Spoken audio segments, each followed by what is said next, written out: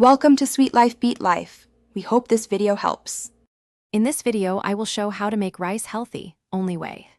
Immediately rinse rice first to remove surface starch and reduce stickiness. Use whole grain or brown rice for fiber, or mix white rice with lentils for protein. Cook slightly al dente, then cool for at least 12 hours to form resistant starch. Reheat gently when ready to eat and pair with vegetables and a healthy fat for satiety and balanced glucose.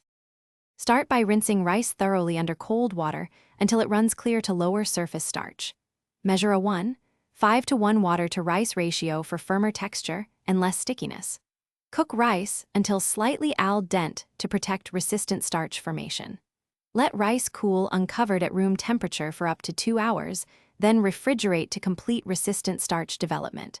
Reheat gently and serve with fiber and protein to balance meals. If you're finding this video helpful, please subscribe and like to keep the tips coming. Quick recommendation: on another note, life's too short for cheap socks. Go darn tough for comfort and a lifetime warranty, perfect for kitchen shifts and long walks after meal prep. I've linked a deal in the description so you can check pricing and colors. Thanks for the support. Now let's get back to the video. Balance is key.